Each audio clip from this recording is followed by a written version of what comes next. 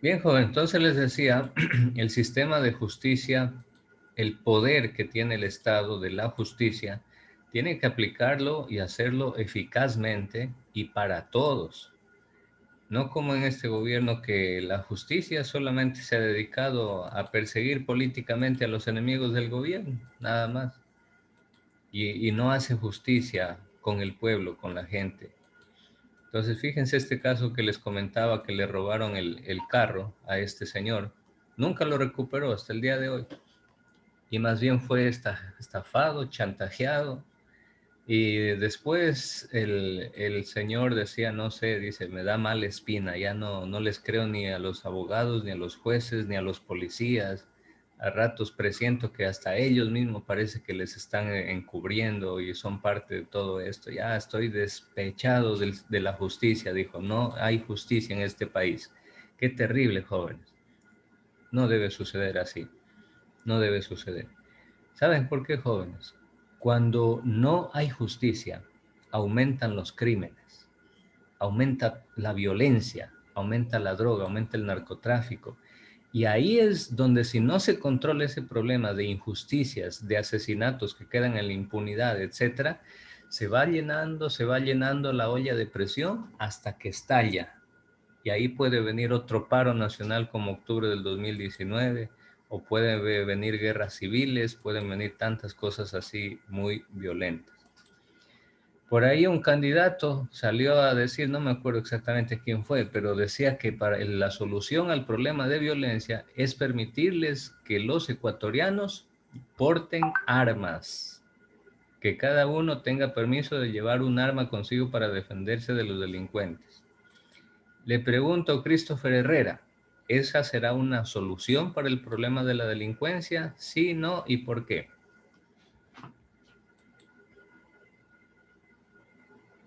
A ver, Christopher Herrera, ¿sí está presente o no?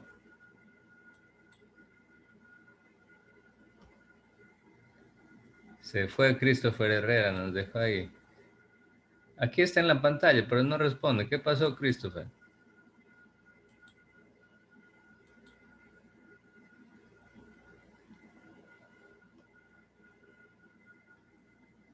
Christopher, ya le dije, las opciones de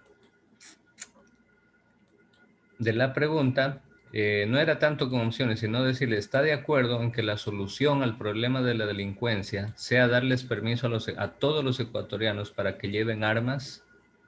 Es decir, su mamá en la cartera podría llevar un revólver, su papá en el maletín también podría llevar un revólver, todas las personas podríamos llevar un arma y si alguien por ahí nos quiere robar, sacamos el arma y le disparamos también. Eso es lo que quiere ese candidato. ¿Esa será la solución o no?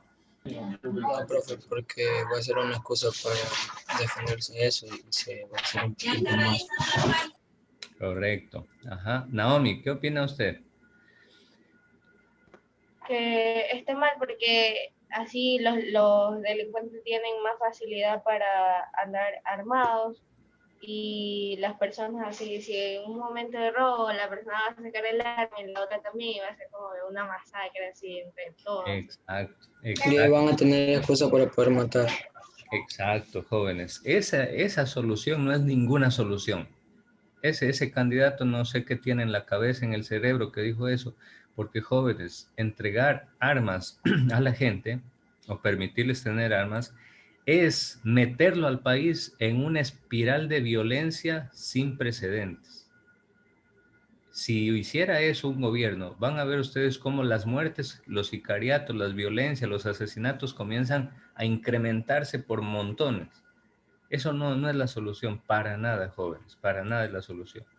De hecho, la solución al problema de la violencia radica en la economía y en el hecho de dar trabajo a las personas. Miren, está demostrado estadísticamente, aquí en Guayaquil hay un abogado muy estudiado, muy inteligente, que se llama el doctor Pedro Granja. No sé si han escuchado de él. Como el doctor Joselito Argüello también. Es un abogado que, bueno, no tienen pelos en la lengua, ni el uno ni el otro no tienen pelos en la lengua para decir las cosas como son.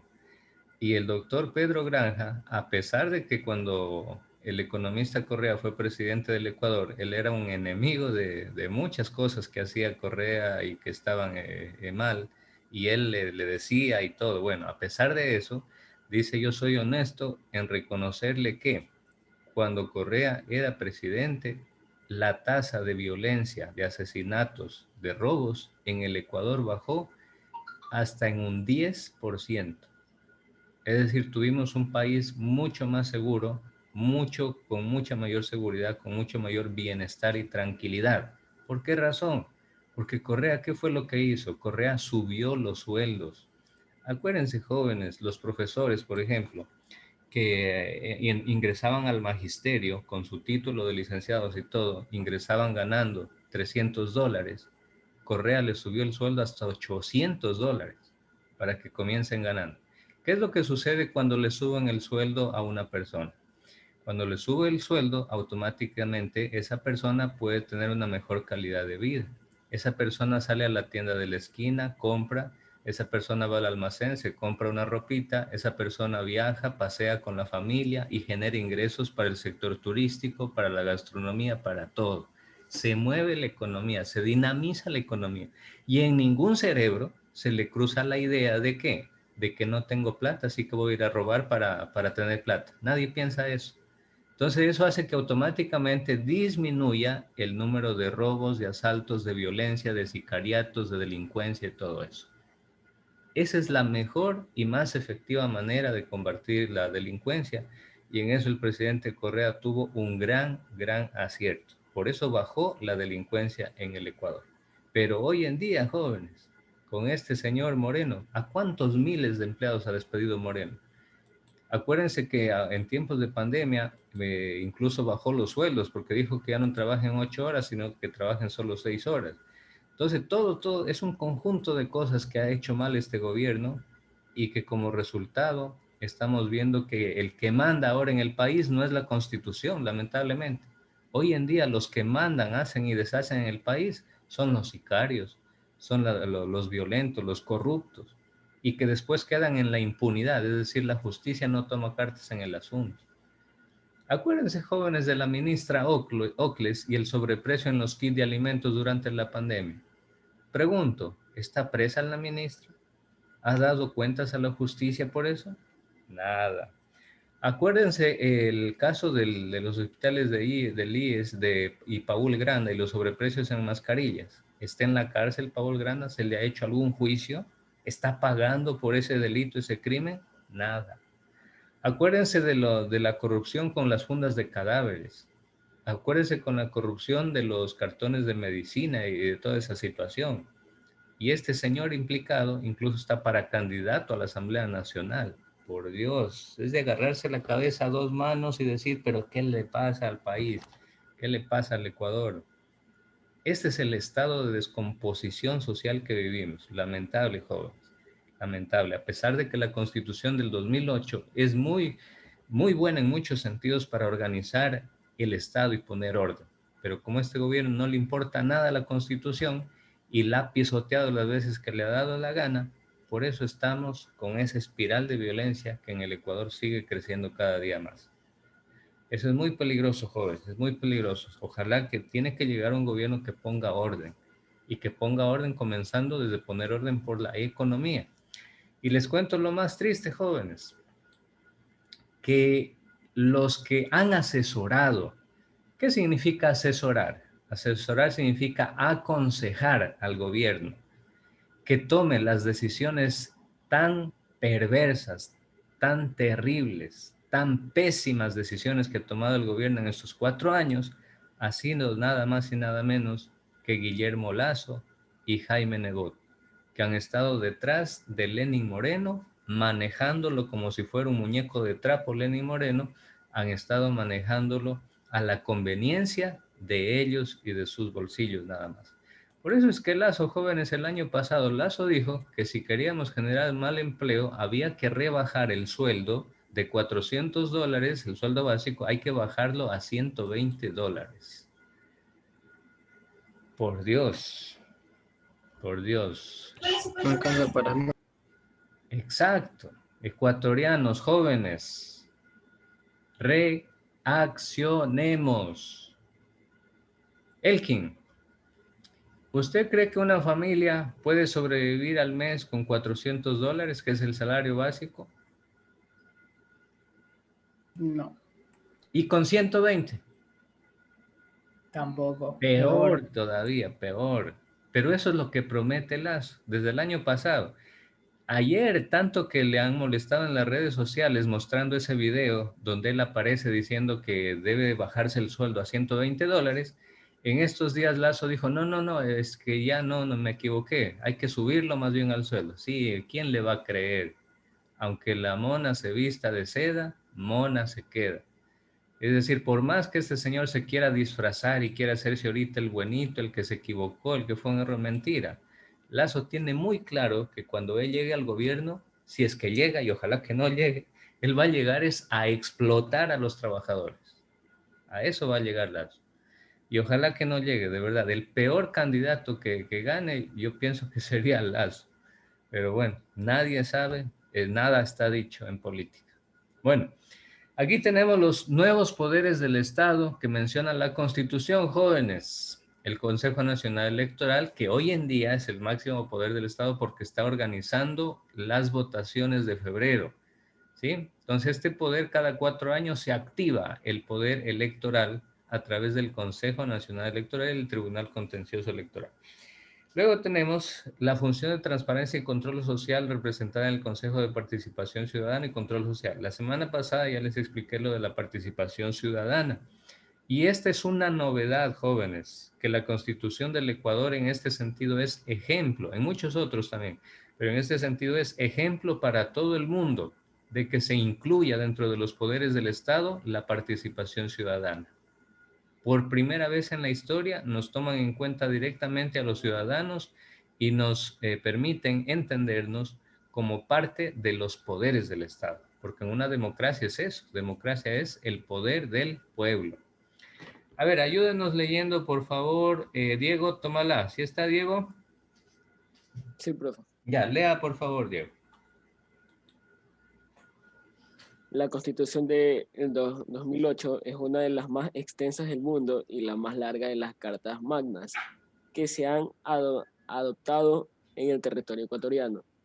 Posee 444 artículos divididos en 9 títulos, 40 capítulos, 93 secciones, 29 disposiciones transitorias, una disposición derogatoria, un régimen de transición y una disposición final.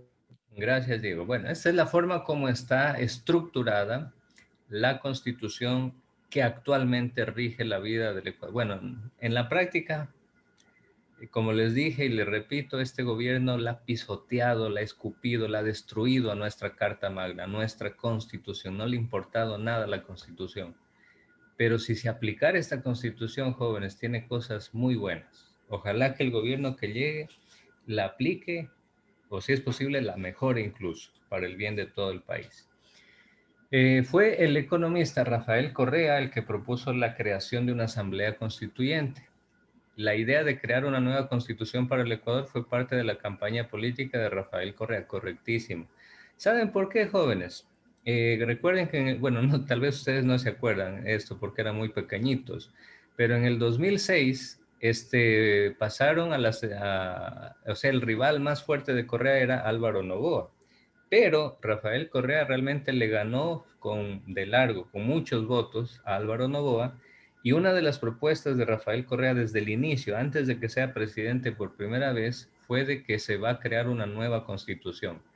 Porque el estado de putrefacción política que vivía el Ecuador, disculpen la expresión, jóvenes, daba asco ver a ciertos políticos que gobernaban nuestra patria. De verdad. A tal punto de bajeza llegaban nuestros políticos que en pleno Congreso se daban unas puñetizas, unas pisas que se daban entre ellos, se iban de trompones. Qué terrible, jóvenes, las máximas autoridades de todo un país que se metan ahí al Congreso como si fuera un ring, como si fuera un coliseo de gallos a darse trompones, y salían pero con la cara ensangrentada. Ahí venía Jacobo Bucarán con un cenicero, le había dado a otro. Bueno, era una cosa, pero realmente quedaba asco. Entonces el Ecuador entero, cansado de eso, cuando Rafael Correa les propone crear una nueva constitución, el Ecuador dijo, sí, hay que refundar la patria. Y así es como Rafael Correa ganó las primeras elecciones y se hizo la Asamblea Constituyente para que esa asamblea redacte la nueva constitución. Miren cuántos meses se demoraron en redactarla, jóvenes, desde el 30 de noviembre del 2007 hasta el 24 de julio del 2008. Estamos hablando de cuántos meses, prácticamente 9 meses, ¿no? Prácticamente 9 meses, noviembre, diciembre, y luego enero, febrero, marzo, abril, mayo, junio, julio, bueno, sí, 7, 8 meses, digamos, 8, 9 meses. Y fue redactada en la ciudad de Montecristi. Y esto tiene una razón, porque Montecristi es el pueblo donde nació Eloy Alfaro. Esto queda en Manabí. Si alguna vez van a Manabí o se han ido, ustedes estoy seguro que han visitado el lugar donde se reunió la Asamblea Constituyente en Montecristi. Es un lugar muy bonito, hay un museo también. Estoy seguro que este gobierno ni siquiera lo ha cuidado, ni siquiera la pintura, ni siquiera lo ha pintado ese lugar tan bonito. Estoy seguro que ya estará destruido. Pero en ese lugar se creó la nueva Constitución del Ecuador y fue presentada el 25 de julio a todo el país. Para su aprobación fue sometida a referéndum. ¿Qué significa referéndum? Significa votación. ¿Sí? Se pidió que los ecuatorianos voten a ver si aprueban o no aprueban la Constitución y la inmensa mayoría de ecuatorianos aprobamos la nueva Constitución. Antes de la Constitución del 2008, la última que se había creado fue 10 años antes y fue la Constitución de 1998. Muy bien, luego la Constitución puede tener enmiendas, jóvenes. ¿Qué significa eso? Que se puede enmendar, corregir o cambiar una u otra ley a través de enmiendas, las famosas enmiendas a la Constitución. La primera se dio en el 2011, igual se lo hizo mediante referéndum. Mire, la Constitución ecuatoriana es tan importante que para hacerle enmiendas se pide la votación de todos los ecuatorianos, a ver si aprueban que se toque un pedacito de la Constitución. Miren qué importante es esta ley, jóvenes. Y bueno, aquí están cuáles fueron esos artículos enmendados de la Constitución. La Asamblea Constituyente estuvo integrada, miren, por 130 asambleístas, ya les dije, en Montecristi. Y la mayoría fueron miembros del partido de gobierno, es decir, del partido Alianza País, que era antiguamente, bueno, anteriormente era el partido o la alianza política, el movimiento político de Rafael Correa. Por eso es que al tener mayoría en la Asamblea, pues las propuestas del presidente Rafael Correa pues eran inmediatamente aprobadas. Por eso es importantísimo, jóvenes, que si un presidente gana, también tenga la mayoría en la asamblea para que pueda gobernar. De lo contrario, la asamblea le hace la vida imposible, porque si el presidente quiere hacer una ley, quiere hacer un cambio, si la asamblea es enemigo del presidente, la asamblea no le aprueba las leyes. Y por tanto, el presidente se queda cruzado de brazos, no puede hacer nada. Eso es lo que le ha pasado hoy en día al señor Moreno, jóvenes. Acuérdense que Moreno ganó gracias a Alianza País, que era el partido político de Correa.